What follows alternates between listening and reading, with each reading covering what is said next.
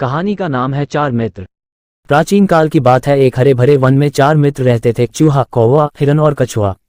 चारों मित्र जानवरों की अलग अलग प्रजातियों के होने के बावजूद आपस में बहुत ही घनिष्ठ थे। वे साथ साथ हिल मिलकर रहते, खूब बातें करते और खेलते। वन में एक स्वच्छ जल का तालाब था जिसमें कछुआ रहता था। तालाब के किनारे एक बड़ा सा जामुन का वृक्ष था जिस पर कौए का निवास था। पेड़ के नीचे जमीन में चूहे ने बिल बनाया हुआ था और पास ही घनी झाड़ियों का एक झुरमुट था जिसमें हिरन का बसेरा था। कछुए को छोड़कर बाकी तीन मित्र अक्सर भोजन की तलाश में वन में इधर उधर चले जाते थे, लेकिन सूर्यास्त होने के पहले अपने अपने घरों में लौट आते थे। एक दिन शाम को चूहा और कौवा तो लौट आए, लेकिन हिरन नहीं लौटा। तीनों मित्र बैठकर उसकी राह देखने लगे।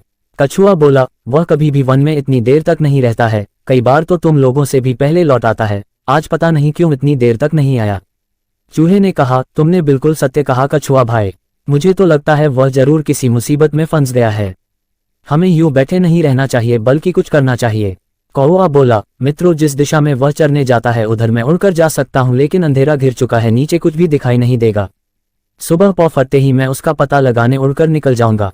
कछुआ बोला, तुम्हारी बात सही है, लेकिन अपने मित्र की कुशलता जाने बिना रात को नींद कैसे आएगी। मैं तो उस ओर अभी चल पड़ता हूं, मेरी चाल भी बहुत धीमी है। तुम दोनों सुबह आ जाना। चूहा बोला, मुझसे भी हाथ पर हाथ धरकर बैठा नहीं जाएगा, मैं भी कछुए भाई के साथ जाता हूँ। कौए भाई, तुम सुबह आ जाना। इतना कहकर चूहा और कछुआ दोनों हिरन की दिशा में चल पड़े। कौवा मजबूर था इसलिए वहीं रह गया, लेकिन पौ फटते ही वह भी हिरन की तलाश में उड़ चला। रास्ते में उसे चूहा और कछुआ दोनों मिल गए। तभी कौए को किसी के रोने की आवाज सुनाई दी। उसने उस दिशा में जाकर देखा तो पाया कि उसका मित्र हिरन एक शिकारी के जाल में फंसा छटपटा रहा है और रो रहा है।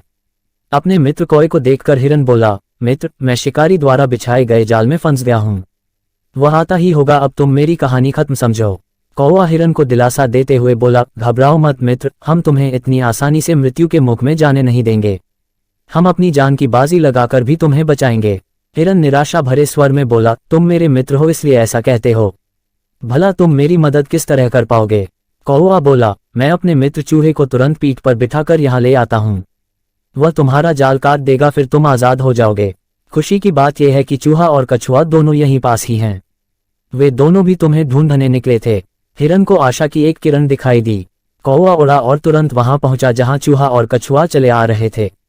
उसने दोनों को हिरन के जाल में फंसने की बात बताई और चूहे को अपनी पीठ पर बैठाकर हिरन की ओर उड़ चला। चूहे ने वहां पहुंचकर जल्दी से जाल कुतर दिया और हिरन मुक्त हो गया। तब तक कछुआ भी रेंगते रेंगते वहां पहुंच गया। अभी वे सभी हिरन के आजाद होने की खुशी मना ही रहे थे कि कौए को सामने से शिकारी आता हुआ दिखाई दिया।